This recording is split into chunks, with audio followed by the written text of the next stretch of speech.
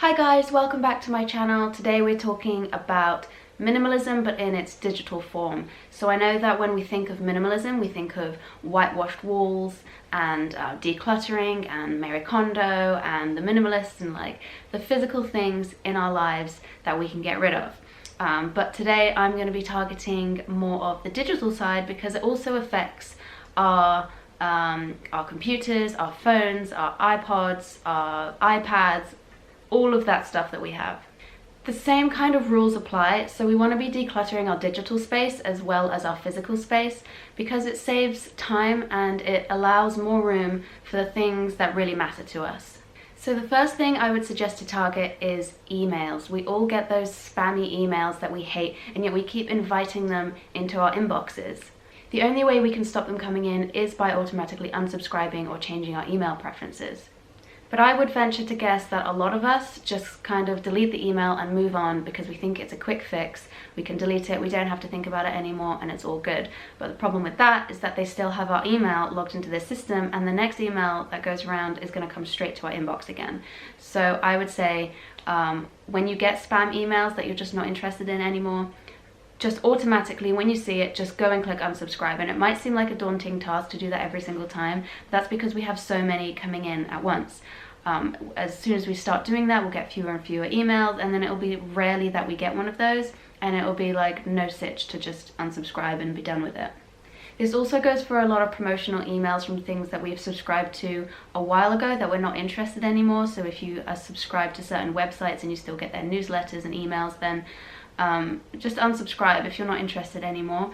We all change, we all grow in and out of things again, and it's really fine to just unsubscribe from things that you're not interested in. Not everything holds value in our lives forever, and that's okay. So if you are one of these people who just deletes the email and tries to forget about it in the hopes that you won't be bombarded with more spam emails, just remember that you're not actually doing yourself any favors. You're not saving time by just deleting it and moving on, because in the long run you're going to be having to open the email to delete it and waste your time looking at your phone, checking your emails, going through it, deciding if you want to keep it or not, deleting it and waiting for the next one, when you might as well just take 3 minutes out of your day to scroll down to the bottom, and there's always going to be an unsubscribe link. Just click on it and get it over and done with. So something that is only going to take a few moments is going to save you a lot of time in the long run. The next thing I would suggest tackling is the bookmarks. So this is on your web browser and the profiles online that you've saved. These can be easily forgotten about, and we can save something with the hopes of accessing it regularly, and then we forget about it and we just don't, and then it just sits there for months or years even. So I would suggest putting aside just a little bit of time to go through every bookmark that you've saved and seeing whether that's something that you still gravitate towards. And if it's not something that you click on a weekly or a daily basis, just get rid of it. You don't need it anymore.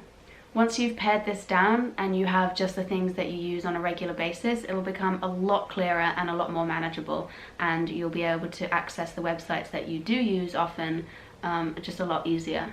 It'll also become a lot cleaner and clearer to use. So if you have a lot of websites packed into folders, categorized everywhere, it might take a few clicks to get to actually where you want to be. But once you've pared it down to just the essentials, you'll just have them all laid out there, and it'll be really easy. You'll be able to see them instantly and just click and go.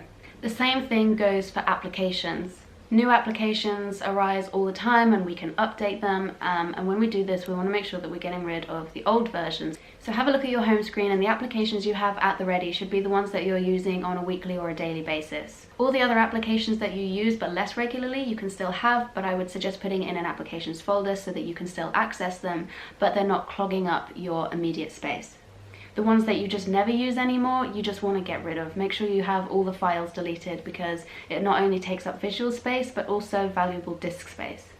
The fourth thing I'd suggest going through is documents. Now, a lot of the time we don't need the documents we think we do. If you haven't accessed them over the past 12 months, chances are you really don't need them. Now, of course, this doesn't apply to birth certificates, passports, legal documents, and those sorts of things, but those are a very small proportion of the files that we keep, and we can have those in a small folder somewhere where it's safe, and the rest I would suggest going through and making sure that they're absolutely necessary, because chances are they're not. Things like old air travel tickets, old tenancy agreements, backlog of bank statements, we just don't need those anymore. So anything that is out of date and not necessary, I would say just gut them out of your digital space to make room for what's important and what is current. The fifth thing is entertainment. Now this is something that takes up a lot of space, especially if you listen to a lot of music or you watch a lot of movies. Go through your entertainment section, and if you have a film that you've already watched and you're not likely to see it again, just delete it, because that takes up a lot of space. Once you've pared it down to the music and the films and the TV shows that you haven't seen yet or you're wanting to watch again, then it's a lot easier to go through and decide what you want to watch or what you want to listen to when it comes time. I know in the past I've definitely gone through a hard drive of films ready to watch something, and it's taking me ages to find something that I really want to watch because I've gone through and been like, no, I've already seen that, I've already seen that, I've already seen that, and then I end up just scrolling for ages. Also, things like our music taste particularly just changes so often and throughout the years, so go back and delete what you no longer listen to or gravitate towards. The great thing about entertainment is that nowadays we have it available to us all the time online anyway. So a lot of us have things like a Netflix account or a Spotify account, or we have YouTube, which is free, and there's so much entertainment ready for us there that actually we're probably not utilizing the things that we have stored, and they're taking up a lot of space. So treat this like a junk drawer and just clear out what you just really don't need anymore and free up some space, and your computers and your devices will be running a lot smoother and faster anyway, and you'll be able to watch the films that you really want to watch, and you'll be able to listen to the music that you really enjoy. The last thing to declutter digitally is photographs. These are notoriously difficult to declutter because of the sentimental and emotional attachment people have with them. We live in a time where photographs are mainly digital and take up digital space, which is great because we no longer have to store them in boxes that take up room in our homes. But it also means that we're more likely to take more photographs because we're not worried about the space that they take up or the expense that it takes to get them printed. So now we're kind of a generation of really snap happy people, and we have lots of photographs that are very similar to one another, and they're just taking up loads of space and we never actually end up looking at them. So I would suggest going through your photographs and deleting any replicas or any very similar photographs, because we don't need 50 photographs of our face in front of the same building.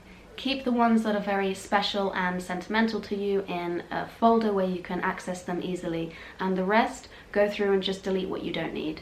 For me personally, when I have uploaded a photograph to Instagram, for example, I'll just delete it from everywhere else, because once it's online, I don't need to keep it for myself anymore. If you take more sentimental photos of families or occasions and things like that, keep it in folders where they're accessible, and make sure that before you upload them and just drag them into the folder, that you go through and you delete any replicas. This will also mean that when it comes time to take photographs again, you'll be a lot more selective and take a lot fewer photographs to save you time going through them afterwards. And this in turn will probably make you a better photographer.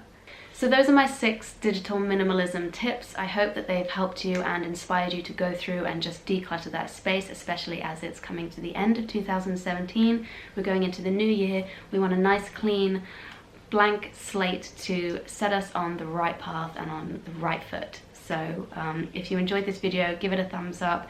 Don't forget to subscribe, and I will see you in the next one. Okay, bye.